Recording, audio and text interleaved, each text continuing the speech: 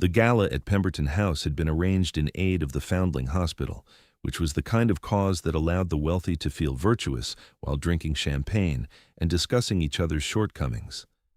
300 guests filled the candlelit rooms, moving between the ballroom and the supper room and the long gallery where paintings had been hung for auction.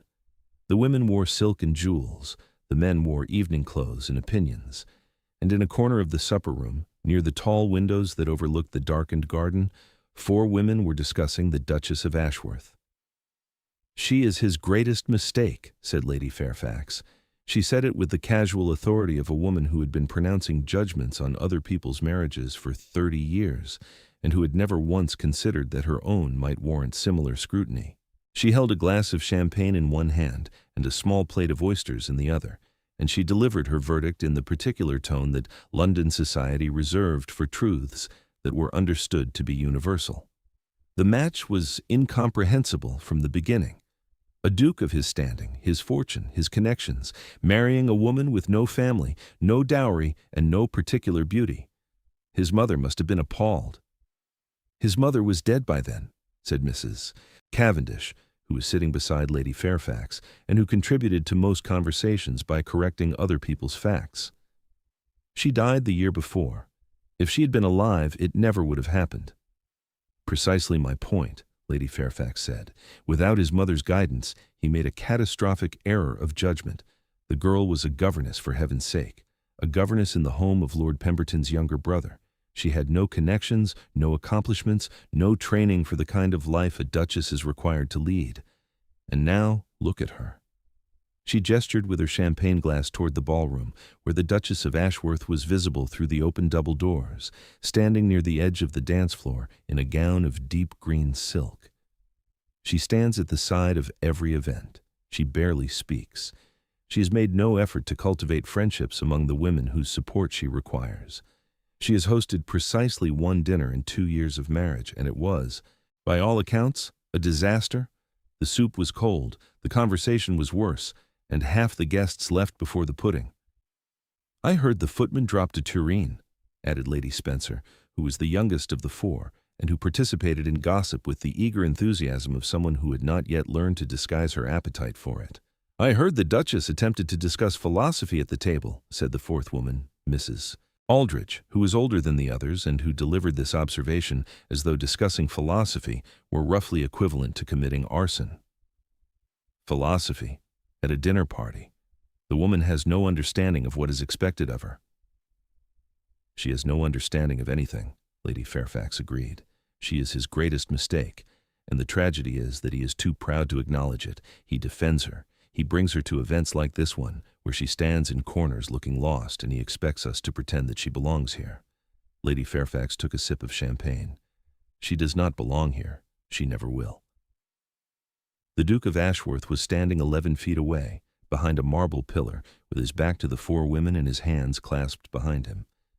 He had been there for approximately 4 minutes. He had come to the supper room to find his wife, who had excused herself from the ballroom 10 minutes earlier, with the quiet explanation that she needed air, and who he had expected to find near the windows, where she usually positioned herself at large events, because the proximity to fresh air helped her manage the particular anxiety that crowds produced in her, and that she had never, in 2 years of marriage, admitted to anyone except him. He had not intended to eavesdrop. He had simply arrived at the pillar at the moment Lady Fairfax had begun her assessment, and he had stopped, and he had listened, because what he was hearing was not gossip in the usual sense. It was not speculation or rumor or the idle cruelty of bored women. It was a verdict, delivered with certainty, shared among women whose opinions carried weight in the circles that determined who was welcomed and who was excluded from the life his wife was expected to lead. He had heard every word: the cold soup, the failed dinner, the philosophy, the governess, the greatest mistake. He stood very still behind the marble pillar. His jaw was set. His hands, clasped behind his back, were gripping each other with enough force that his knuckles had gone white, and he was thinking, with the cold, precise fury of a man who had spent his entire adult life navigating the exact social machinery that was now being deployed against his wife, about what he was going to do next. The Duke of Ashworth, Lord James Ashworth, 36 years old, had married Eleanor Briggs 2 years ago in a ceremony so small and so private that it had generated more gossip through its absence of spectacle than most weddings generated through their excess of it. 12 guests, a country church, no announcement in the papers until 3 days after the fact, by which time the rumors had already metastasized into a dozen competing narratives, each more lurid than the last. She was pregnant, she was blackmailing him. She had bewitched him with some rural charm that would wear off within the season. She was the illegitimate daughter of a foreign prince. She was nobody. The truth was considerably simpler and considerably more difficult for London society to process than any of the rumors. The truth was that James Ashworth had fallen in love. He had fallen in love with a woman who was, by every metric that London society used to evaluate women, entirely wrong. Eleanor Briggs had been born in Shropshire, the daughter of a clergyman who had died when she was 14, and a mother who had died 2 years later. She had been raised, after her parents' deaths, by an aunt of modest means who had educated her well, but who had not been in a position to provide the kind of social introduction that would have given Eleanor access to the world she was now expected to inhabit. Eleanor had become a governess at 19. She had been employed by Lord Pemberton's younger brother, Mr. Arthur Pemberton, to educate his 3 daughters at his estate in Wiltshire. She had been good at it. She had been excellent at it, in fact, in the particular way that people are excellent at things they care about deeply, with patience and creativity and the kind of intellectual generosity that made her pupils adore her. The eldest Pemberton girl, Charlotte, who was 12 when Eleanor arrived, had been considered by her family to be a difficult child, sullen, uncooperative, prone to fits of temper that disrupted the household. Eleanor had spent a week observing Charlotte before she began teaching her. She had noticed that the girl was not sullen but bored, that her temper was not willfulness but frustration, and that what Charlotte needed was not discipline but challenge. Eleanor had given her Euclid, not the simplified version that was considered appropriate for girls, but the real text in translation with problems that required genuine mathematical thought. Charlotte had been transfixed. Within 6 months, she was the most engaged student Eleanor had ever taught, and within a year, she was correcting errors in her brother's university mathematics with a casual competence that horrified her mother and delighted her father. This was what Eleanor did. She looked at people, really looked, and she saw what they needed, and she gave it to them with the quiet, undemanding generosity of someone who believed that every mind deserved to be taken seriously. It was, James would later reflect, the quality that had made him fall in love with her. It was also the quality that London society was least equipped to recognize or value. James had met her during a visit to the Pemberton estate. He had been there for the shooting and had stayed for the conversation, because Eleanor, who had been dining with the family in the informal manner of a governess who was treated more as a member of the household than as a servant, had made an observation about Wordsworth during dinner that had stopped him mid-sentence. She had said that Wordsworth's poetry was not about nature, but about attention, that the radical act in his work was not the description of landscapes, but the insistence that ordinary things deserved to be looked at carefully. James, who had read Wordsworth at Oxford, and had formed the standard gentleman's opinion that the poetry was pleasant but unremarkable, had found himself reconsidering everything he had previously thought about it in the space of 30 seconds. They had talked for an hour after dinner. They had walked in the garden the following morning and talked for 2 more hours.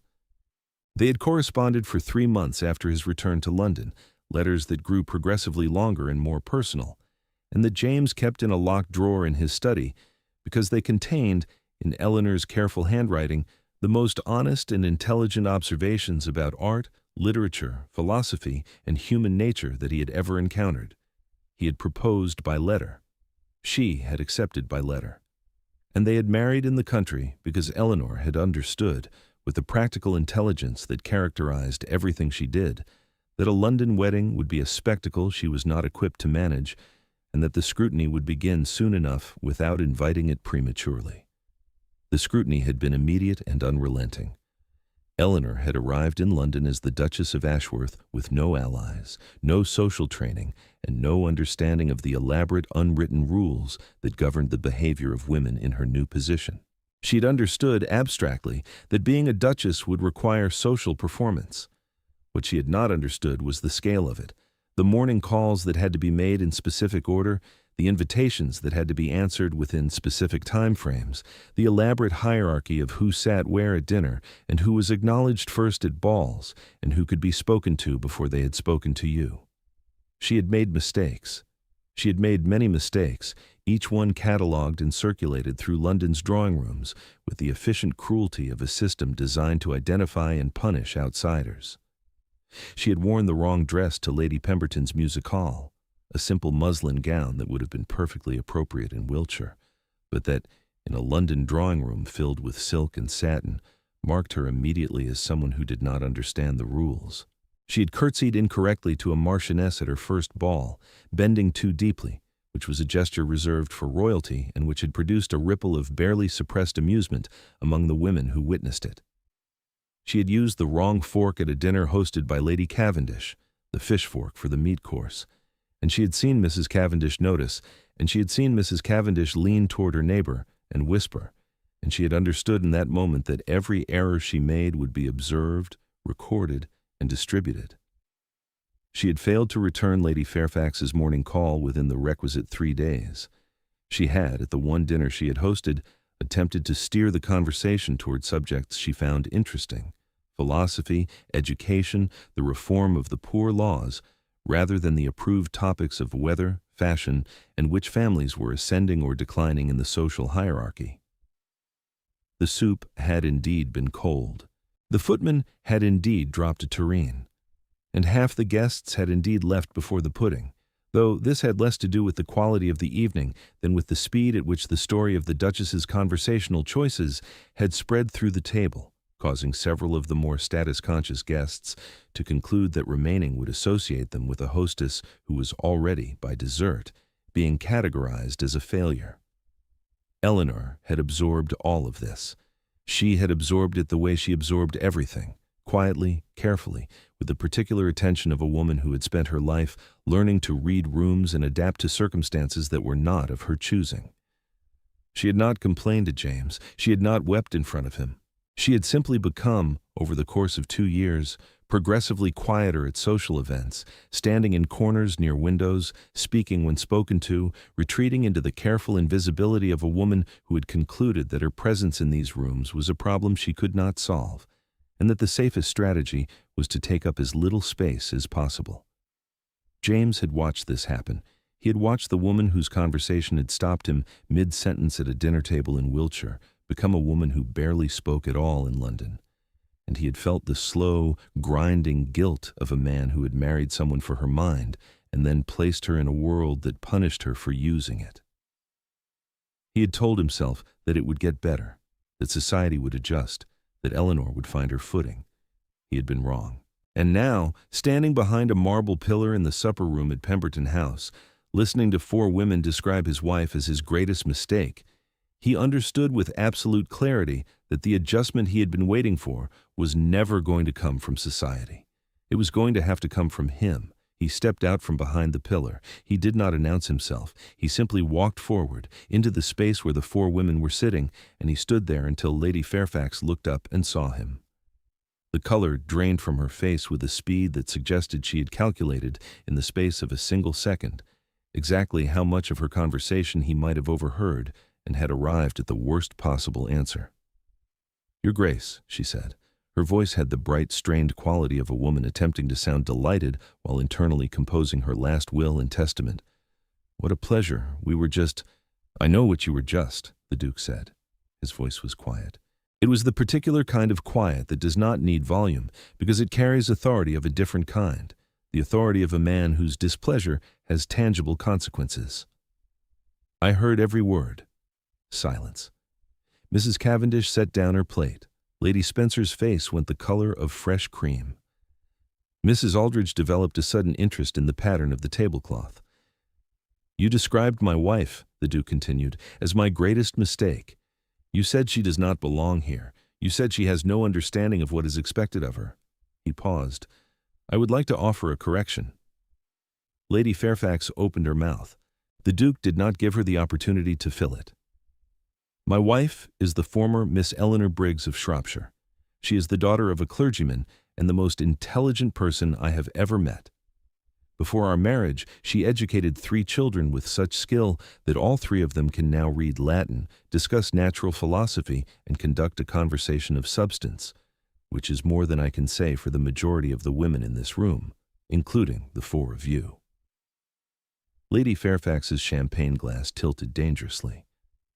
She came to London with no connections, no social training, and no preparation for the kind of cruelty that passes for conversation among people who have nothing more interesting to discuss than other people's marriages. She has been mocked for her clothes. She has been excluded from morning calls. She has been punished for the unforgivable crime of attempting to discuss ideas at a dinner table. His voice had not risen. It did not need to. The supper room had gone very quiet. Other guests, drawn by the particular atmospheric shift that occurs when a duke is publicly angry, had turned to watch.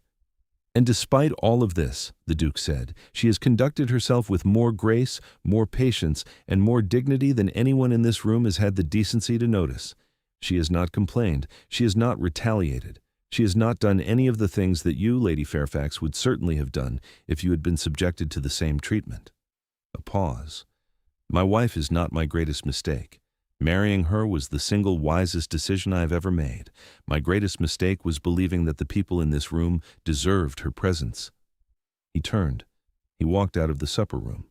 He did not look back. He did not wait for a response. He did not give Lady Fairfax the opportunity to recover her composure or to craft the kind of polished deflection that women of her social training were capable of producing under pressure. He simply left, and the silence he left behind him was absolute and lasted approximately 6 seconds before it detonated into the most intense round of whispered conversation the Pemberton House Gala had ever produced. Lady Fairfax sat motionless with her champagne glass tilted at an angle that was depositing a thin stream of wine onto the tablecloth. Mrs. Cavendish was staring at the space where the Duke had been standing with the expression of a woman who had just watched a building collapse and was still processing the structural failure. Lady Spencer had gone so pale that Mrs. Aldridge reached over and pressed a hand to her arm, which was either a gesture of comfort or an attempt to prevent her from fainting. The gossip that followed was not the usual kind, not the slow, savoring dissemination of someone else's misfortune. It was the rapid, breathless gossip of people who had witnessed something unprecedented and needed to tell other people about it immediately, not because it was enjoyable, but because it was significant. The Duke of Ashworth had publicly defended his wife. He had done so in terms that left no room for ambiguity. He had named Lady Fairfax's cruelty for what it was, and he had done it in the supper room at Pemberton House, which meant that by tomorrow morning every drawing room in London would know about it. And Lady Fairfax, who had spent 30 years dispensing judgments without consequence, would, for the first time in her social career, be the subject of them rather than the source. The Duke found Eleanor exactly where he expected to find her, near the windows in the ballroom, standing slightly apart from the other guests, her hands clasped in front of her and her expression arranged in the careful, neutral mask she wore at every social event. She was watching the dancing. She was beautiful in her green silk gown, though she did not know it, because no one had told her so in 2 years except James, and she had concluded that his opinion was biased. "James," she said when he reached her. She could read his face the way she read everything, carefully, attentively, with the particular precision of a woman who had been trained to notice things that other people overlooked. "What has happened?" "We are leaving," he said. "Now?" "Now." She did not argue. She did not ask why. She simply took his arm, and they walked out of the ballroom together, past the guests who were already beginning to register their departure, past the entrance hall where the footmen scrambled to retrieve their cloaks, and out into the cold night air where the carriage was waiting. They did not speak during the ride home. James sat with his jaw set and his hands gripping his knees. Eleanor sat beside him, watching his profile in the passing lamplight, waiting. She was good at waiting. She had been waiting for 2 years. When they arrived at the Ashworth townhouse in Grosvenor Square, James helped her down from the carriage and walked her inside and stood in the entrance hall and said, "I owe you an apology." "For what?" Eleanor asked. "For bringing you to London? For expecting you to navigate a world that was designed to exclude you? for standing by while people who are not worth a fraction of your intelligence or your kindness made you feel that you were not enough. Eleanor looked at him. She looked at him with the same careful attention she had given him that first evening at the Pemberton estate, when she had made her observation about Wordsworth, and he had stopped mid-sentence and realized that he was in the presence of someone who saw the world more clearly than he did. "James," she said quietly, "I knew what London would be. I knew it before I married you. I chose to marry you anyway. That does not excuse—" "No," she agreed, "it does not excuse the cruelty. But it was not your cruelty, and I will not have you apologize for other people's failures of character." She removed her cloak and hung it on the stand by the door, a small domestic act that she performed with the same calm deliberateness she brought to everything. James watched her do it and thought about Lady Fairfax, who almost certainly had never hung her own cloak in her life, and who had declared this woman who moved through the world with more grace in a single practical gesture than Lady Fairfax had managed in 30 years of performed elegance, to be a mistake. "You are not a mistake," he said. His voice was rough. "I know," Eleanor said, not with arrogance, with the simple, quiet certainty of a woman who had spent 2 years being told she was insufficient and had decided, somewhere in the silence of those 2 years, that the assessment was wrong. "I know I am not, but I appreciate that you know it too." She paused. "What did they say?" He told her. He told her everything. Lady Fairfax, the greatest mistake, the cold soup, the philosophy, the verdict that she did not belong. He watched her face as he spoke. He watched for the flinch, the crack, the moment when the composure she had been maintaining for 2 years would finally break. It did not break. Eleanor listened. She absorbed. And when he had finished, she said, "The soup was cold because the kitchen is too far from the dining room, and I did not know to have it reheated before serving. I have since learned. The philosophy was a mistake of judgment, not of character. And Lady Fairfax is correct that I do not belong in her world." She held up a hand before he could protest. "But that is not because I am insufficient. It is because her world is insufficient. It is a world that values performance over substance, connection over character, and the appearance of virtue over its practice. I do not wish to belong to it. I never have." James looked at his wife.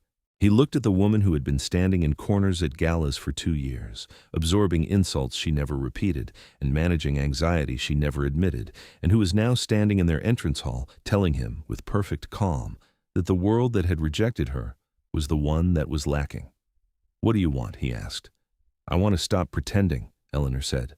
"I want to stop attending events where my presence is tolerated but not welcomed. I want to stop making morning calls to women who despise me and hosting dinners for people who will mock me before the carriage has left the drive. I want to live the life I actually want, not the life that a duchess is supposed to want." "And what life is that?" "A quieter one," she said, "at Ashworth Park, with the library and the garden and the tenants who actually seem to like me, with time to read and think and perhaps to write. I have been thinking about writing, about education and how children learn, which is the only subject I know enough about to have something useful to say." She looked at him. "And with you, if you are willing to have a wife who is a duchess in name but a governess in temperament?" James crossed the entrance hall. He took her hands. "I married you because you told me Wordsworth was about attention," he said. "I did not marry you so that you could make morning calls to Lady Fairfax." Eleanor smiled. It was a small smile, but it was real, and it was the first real smile he had seen from her in months. "Then we are agreed," she said. "We are agreed." They left London the following week. The packing took 3 days. Eleanor directed it with the calm efficiency that she brought to every practical task, sorting through 2 years of accumulated London possessions and deciding with brisk clarity what would come to Ashworth Park and what would be left behind. Most of the evening gowns stayed. The books came. The writing desk came. A small watercolor that a tenant's daughter had given her at Christmas came, carefully wrapped in cloth and placed in Eleanor's own trunk rather than in the household luggage. The departure was noted by society with the particular combination of relief and disappointment that accompanies the exit of someone who has been simultaneously pitied and resented. Lady Fairfax declared that the Duchess had retreated to the country, because she could not manage London, which was accurate in the way that a clock with only one hand is accurate. It told part of the truth while missing the mechanism entirely. The fuller truth was that Eleanor had not retreated. She had chosen. She had looked at two possible lives, one in which she continued to perform a role she was not suited for in a city that did not want her, and one in which she built something real in a place where she could be useful. And she had chosen the second with the same quiet, decisive clarity with which she had once chosen to teach Charlotte Pemberton mathematics instead of embroidery. At Ashworth Park, Eleanor came alive. It was not a dramatic transformation. She did not suddenly become gregarious or socially confident or any of the things that London had demanded of her. She became instead more fully herself. She reorganized the estate library, which had been neglected for a generation, cataloging every volume and creating a lending system for the tenants. She established a small school for the estate children, teaching them herself 3 mornings a week with the same patience and creativity she had brought to her work as a governess. She began writing essays on education and child development that she shared first with James, and then, at his encouragement, with a publisher in Edinburgh who specialized in works on social reform. The essays were published under her own name. They were not widely read, but they were read by the people who mattered. Other educators, reformers, women who were attempting to build lives that did not conform to the narrow expectations of their class. She received letters. She answered everyone. The tenants liked her. This had been true from the beginning, though Eleanor had not recognized it, because she had been measuring herself against London's standards rather than her own. The tenant families visited her. They brought her problems, a dispute about grazing rights, a child who was struggling to learn to read, a widow who needed help navigating the poor laws, and she addressed each one with the same careful attention she brought to everything. She was not performing the role of duchess. She was simply being useful in the way that she had always been useful, and the people around her responded to it. James watched this transformation with the quiet joy of a man who had finally stopped trying to make his wife fit a world that was wrong for her, and had instead allowed her to build a world that was right. He came to the school sometimes and sat in the back and listened to her teach. He read her essays before she sent them to Edinburgh and offered suggestions that she sometimes accepted and sometimes rejected with the firm, reasoned arguments that had made him fall in love with her in the first place. They were happy. Not in the performative way that London required, the visible attendance at the right events, the conspicuous display of marital harmony at balls and galas, but in the ordinary daily way that happiness actually works. They ate breakfast together. They walked the grounds in the mornings, even in winter, when the frost made the yew avenue crunch beneath their boots, and Eleanor wore a coat that was 2 sizes too large because it had been James's, and she preferred it to her own. They read in the library in the evenings, in chairs they had positioned close enough that their elbows sometimes touched, and they discussed what they had read with the genuine, unperformative interest of 2 people who found each other's minds endlessly interesting. They had 2 children, a daughter first, named Charlotte after Eleanor's favorite pupil, and a son 2 years later, named William after Eleanor's father. Eleanor taught them herself until they were old enough for formal tutors, and even then she remained involved, reviewing their lessons, supplementing their education with the kind of unconventional teaching that had transformed Charlotte Pemberton from a difficult child into a brilliant one. James watched his children learn from their mother, and he thought sometimes about Lady Fairfax's assessment, the greatest mistake, and he marveled at the profound miscalculation of it. The mistake had not been marrying Eleanor. The mistake had been believing that London's opinion of his marriage had any bearing on its actual quality. They argued about Wordsworth still, because Eleanor maintained that he was about attention, and James had come around to the view that he was about memory, and neither of them was willing to concede. James suspected they would argue about Wordsworth for the rest of their lives. He looked forward to it. 3 years after they left London, Lady Fairfax visited Ashworth Park. She came uninvited during a tour of the countryside with her husband, and she arrived at the estate expecting to find the Duchess diminished, a woman who had failed in London and had retreated to the country to live out her days in obscurity. What she found instead was a household that ran with quiet efficiency, an estate school that had become a model for similar efforts across the county, and a duchess who greeted her at the door with genuine warmth and not a trace of resentment. Eleanor served tea. She asked about Lady Fairfax's family. She did not mention the Gala. She did not mention the greatest mistake. She simply treated Lady Fairfax the way she treated everyone, with the careful, generous attention that was the defining quality of her character. Lady Fairfax left after 2 hours. She was quiet in the carriage for a long time afterward. Her husband, who had found the visit perfectly pleasant and could not understand his wife's pensive mood, asked what was troubling her. "Nothing," Lady Fairfax said. But that evening, in the inn where they were staying, she wrote a letter to Mrs. Cavendish. The letter was brief. It said, "I visited Ashworth Park today. The Duchess is well. The estate is beautifully managed. The Duke is devoted to her. I believe I may have been wrong about their marriage." It was, for Lady Fairfax, the closest thing to an apology she had ever committed to paper. Whether it was enough was a question that Lady Fairfax did not ask, and that Eleanor, who never saw the letter and would not have needed it if she had, would not have cared to answer. She was in the library when Lady Fairfax's carriage departed, helping a tenant's son with his Latin. The boy was 11, the son of the estate's head farmer, and he had arrived that morning with ink stains on his fingers and the particular expression of determined concentration that Eleanor recognized from years of teaching as the face of a child who wanted to understand something and was prepared to work for it. She had been working with him for 3 months. He was making progress. His pronunciation was improving. His grasp of grammar was solid. And he had, that morning, translated his first complete passage from Caesar without assistance, which had produced in him a grin of such unguarded pride that Eleanor had felt, watching it, the same rush of satisfaction she had felt when Charlotte Pemberton had solved her first Euclidean proof. This was the work. This was the thing she was good at, not the morning calls, not the galas, not the elaborate, exhausting performance of being someone she was not in rooms full of people who wished she would disappear. This, a boy with ink-stained fingers, a passage of Latin, the slow and patient work of helping a mind grow. This was what she had been made for. Her sleeves were pushed up and her hair was coming loose from its pins. She did not notice the carriage leave. She was busy. She was useful. She was, for the first time in her adult life, exactly where she belonged.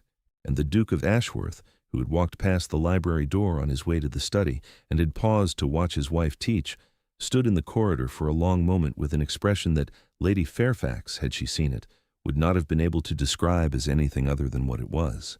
Devotion, complete, unreserved, and entirely earned.